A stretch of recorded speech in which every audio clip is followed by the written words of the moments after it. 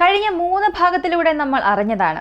അതിൽ ഇസ്രായേൽ അടിച്ച അടി, അതിന് പകരം ഇറാൻ ആദ്യഘട്ടമായി 100-ലധികം ഡ്രോൺസിനെ അയച്ചു. ആ 100 ഡ്രോണിനെയും ഞങ്ങൾ തടസ്സപ്പെടുത്തി. ഞങ്ങളുടെ വ്യോമാതിർത്തിക്കുള്ളിൽ അത് വന്നില്ല എന്ന് ഇസ്രായേൽ അറിയിച്ചു. എന്നാൽ ഈ ഒരു ഗെയിം സാധാരണ ഗെയിം അല്ല. ഇത് അമേരിക്കയുടെ ഒരു വൻ പദ്ധതിയാണ്. ഇറാനെ അവരുടെ വലയിൽ അകപ്പെടുത്തുന്നതിനും അതേസമയം മറ്റേതൊരു വഴിയും ഇല്ലാതെ ഇറാൻ സ്വയം വന്ന് അമേരിക്കയുടെ മുൻപിൽ കീഴടങ്ങുന്നതിനുമുള്ള ഒരു വലിയ പദ്ധതിയാണ് ഇവിടെ നടന്നിട്ടുള്ളത്. ഇത് ഞാനല്ല പറഞ്ഞത്, അമേരിക്കയുടെ പ്രസിഡന്റ് ഡൊണാൾഡ് ട്രംപ് തന്നെ പറഞ്ഞതാണ്. അങ്ങനെ അദ്ദേഹം എന്താണ് പറഞ്ഞത്, അതിനുശേഷം എന്തൊക്കെ സംഭവിച്ചു, എല്ലാം ഈ വീഡിയോയിലൂടെ വിശദമായി അറിയാം. ഇത് ഇറാൻ വേഴ്സസ് ഇസ്രായേൽ പ്രശ്നത്തിന്റെ 4ാം ഭാഗം.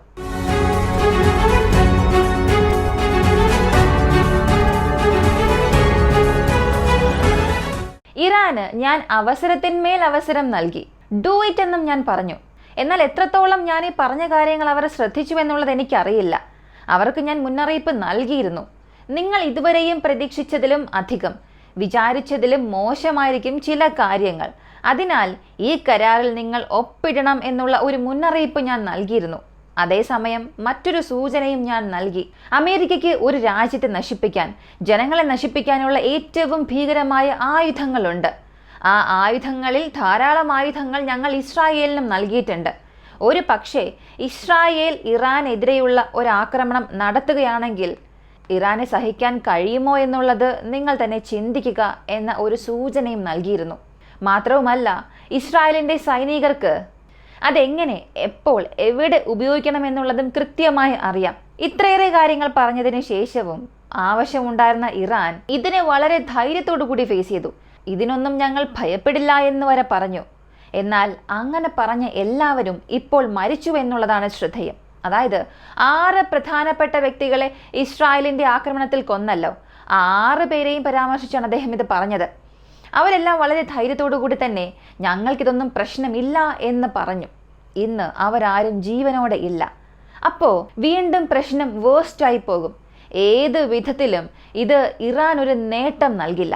നിങ്ങൾക്ക് ചിന്തിക്കാം ഈ ഒരു ആക്രമണം അവസാനിച്ചുവെന്ന്. പക്ഷേ ഇറാൻ ഒരു കാര്യം മനസ്സിലാക്കുക, അടുത്ത ഇസ്രായേലിൻ്റെ പ്ലാൻഡ് അറ്റാക്ക് ഇസ്രായേൽ നടത്തിയാൽ അത് വളരെ രീതിയിൽ ബ്രൂട്ടലായിരിക്കും. നിങ്ങളെ കൊണ്ടതൊന്നും സഹിക്കാൻ സാധിക്കില്ല. ജസ്റ്റ് ഡു ഇറ്റ് എന്നും പറഞ്ഞു. ഇദ്ദേഹം ഈ പറയുന്ന വാക്കുകളൊക്കെ നിങ്ങളൊന്ന് ശ്രദ്ധിച്ചു നോക്കുക.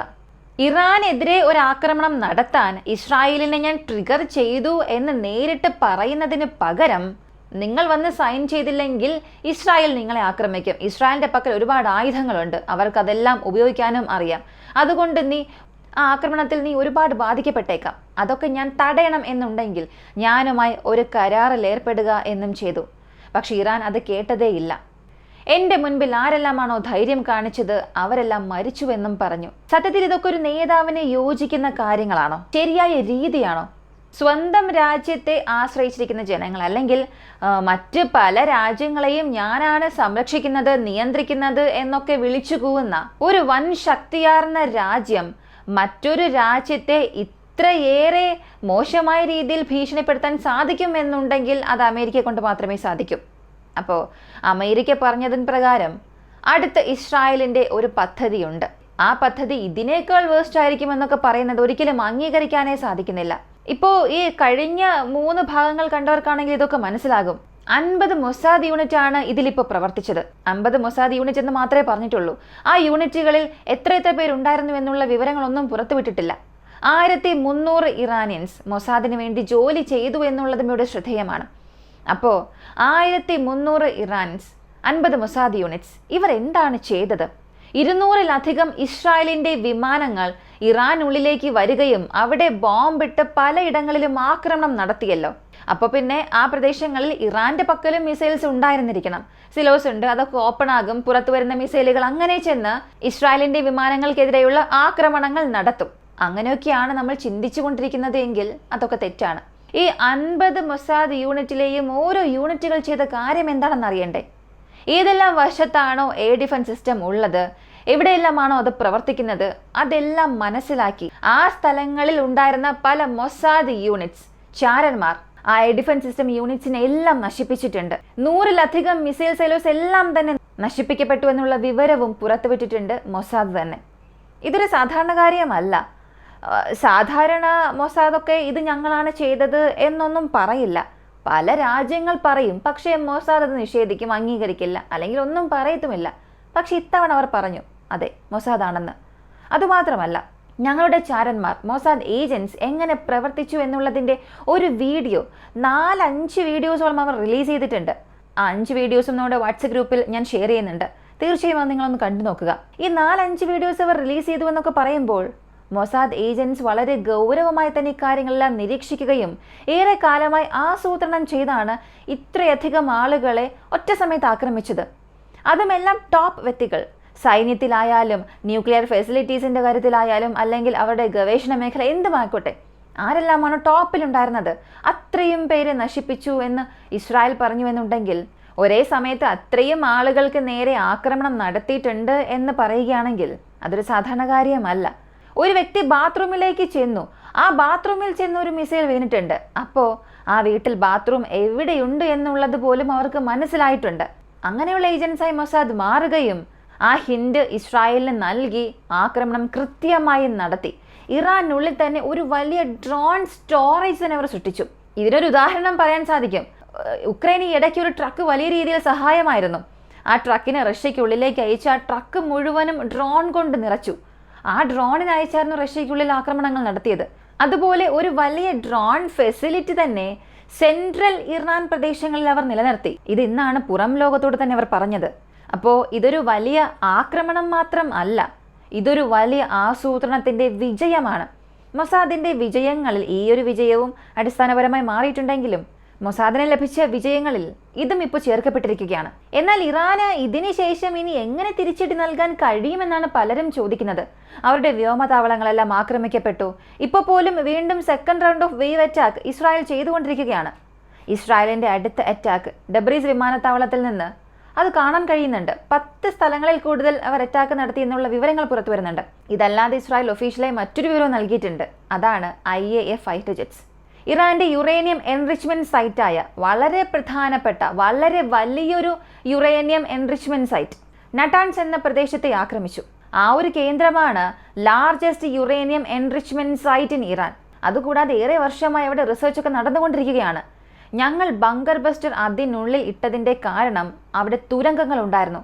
മൾട്ടി സ്റ്റോറേജ് ഫെസിലിറ്റീസ് അണ്ടർഗ്രൗണ്ടിലുണ്ടായിരുന്നു. ആ മൾട്ടി സ്റ്റോറേജ് ഫെസിലിറ്റിക്കുള്ളിലാണ് ഞങ്ങളുടെ ഈ ആക്രമണം ഞങ്ങൾ ചെയ്തത്.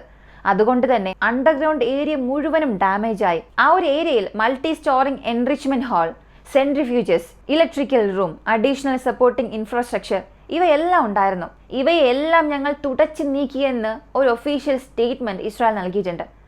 അപ്പോൾ ഒരു ഏരിയ, ആ ഏരിയയ്ക്കുള്ളിൽ എന്തെല്ലാം ഉണ്ടെന്നുള്ളതും അതിനെ ഞങ്ങൾ എങ്ങനെയെല്ലാം നശിപ്പിച്ചു, അതിനുള്ള കാരണം എന്താണെന്നുള്ളതും വളരെ വ്യക്തമായി തന്നെ ഇസ്രായേൽ പറഞ്ഞിട്ടുണ്ട്. അപ്പോൾ ഇറാനെ കൊണ്ട് എന്തുകൊണ്ടിനി തിരിച്ചടിക്കാൻ കഴിയില്ല എന്ന് ചോദിച്ചാൽ അവരുടെ എയർക്രാഫ്റ്റ് എങ്ങനെ പറക്കും? അതിനാവശ്യമായ എയർഫീൽഡ് എല്ലാം നശിപ്പിക്കപ്പെട്ടിട്ടുണ്ട്. ഒരുപാട് ഇടങ്ങളിൽ റഡാർ സ്റ്റേഷൻസും ഇല്ല. ഒരുപാട് സ്ഥലങ്ങളിൽ എയർ ഡിഫൻസ് സിസ്റ്റം നശിപ്പിച്ചിട്ടുണ്ട്. ഇതിനും അപ്പുറം ഇറാൻ എന്തെങ്കിലും ഒരു മാജിക് കാണിക്കുമോ എന്നുള്ളൊരു പ്രതീക്ഷ മാത്രമാണുള്ളത്. ശരി, ഈ ഒരു സമയത്ത് ഇറാൻ ഇത്രത്തോളം തിരിച്ചടികൾ വാങ്ങുന്നുണ്ടല്ലോ, മിഡിൽ ഈസ്റ്റിലെ രാജ്യങ്ങളെല്ലാം ഒരുമിച്ച് ചേർന്ന് ഇറാനുള്ള ഒരു പിന്തുണ നൽകാമല്ലോ എന്ന് ചോദിച്ചാൽ സാധ്യതയില്ല. മിഡിൽ ഈസ്റ്റ് രാജ്യങ്ങളുടെ കാര്യത്തെ സംബന്ധിച്ച് ഇറാന് നാശം അടുക്കണമെന്ന് ആഗ്രഹിക്കുന്ന രാജ്യങ്ങളാണ് അധികവും. ഇവിടെ പ്രശ്നം എന്താണെന്ന് ചോദിച്ചാൽ യാതൊരു ഐക്യവുമില്ലാത്ത മിഡിൽ ഈസ്റ്റ് ഇവിടെ താറുമാറായിക്കൊണ്ടിരിക്കുന്നു എന്നുള്ളതാണ് സത്യം. ഇവിടെ ഐക്യം ഉണ്ടായിരുന്നെങ്കിൽ അമേരിക്കയും സൗദി അറേബ്യയും ഒരു കരാർ ഉണ്ടാകുമായിരുന്നില്ല.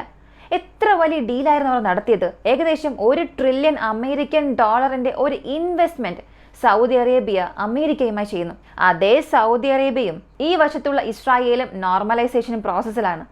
അതിൽ ചെറിയ പ്രശ്നങ്ങൾ വന്നിട്ടുണ്ടെങ്കിൽ പോലും ഇപ്പോഴും അവർ നോർമലൈസ്ഡ് റിലേഷൻഷിപ്പിലാണ് ഉള്ളത്. എന്നാൽ അതേസമയം ഇറാൻ ഇപ്പോൾ ഒറ്റയ്ക്ക് നിൽക്കുകയാണ്. 46 വർഷമായി ഇറാൻ പോരാടിക്കൊണ്ടിരിക്കുകയാണ്. 25 വർഷമായി ഇറാനെതിരെയുള്ള സാമ്പത്തിക ഉപരോധമെല്ലാം ഉണ്ട്. ഇവയ്ക്കെല്ലാം അപ്പുറം ഇറാന് ഇത്രയധികം കാര്യങ്ങൾ ചെയ്യാൻ കഴിഞ്ഞു എന്നുള്ളത് തന്നെ ഒരു വലിയ കാര്യമാണ്. പക്ഷേ ആ രാജ്യത്തിന് ആവശ്യമായ പിന്തുണ അതേ അറബ് രാജ്യങ്ങളും ഇസ്ലാമിക രാജ്യങ്ങളും നൽകാൻ വിസമ്മതിക്കുന്നു എന്നുള്ളൊരു സത്യവും എല്ലാവരും സമ്മതിക്കേണ്ടതാണ്. ഈ ഒരു വീഡിയോയെക്കുറിച്ചുള്ള നിങ്ങളുടെ അഭിപ്രായം എന്താണ്? ഇസ്രായേൽ വേഴ്സസ് ഇറാൻ പ്രശ്നത്തിന്റെ അടുത്ത അപ്ഡേറ്റ് തീർച്ചയായും എത്രയും പെട്ടെന്ന് തന്നെ വരും. ഇപ്പോൾ നടന്നുകൊണ്ടിരിക്കുന്ന ഈ പ്രശ്നങ്ങളുടെ എല്ലാം അപ്ഡേറ്റ് അറിയാൻ ആഗ്രഹിക്കുന്നവരാണ്, പക്ഷെ നമ്മുടെ ചാനലിലെ നോട്ടിഫിക്കേഷൻ ലഭിക്കുന്നില്ല എന്നുണ്ടെങ്കിൽ 1-2 മണിക്കൂർ ഇടവിട്ട് നിങ്ങൾക്ക് വോയിസ് ഓഫ് വിക്കി എന്ന നമ്മുടെ ചാനൽ വന്ന് പരിശോധിക്കാം. തീർച്ചയായും ഇതിന്റെ എല്ലാം അപ്ഡേറ്റ്സ് നിങ്ങൾക്ക് ഉടനടി തന്നെ ലഭിക്കും. അടുത്ത വീഡിയോയുമായി വീണ്ടും കാണാം.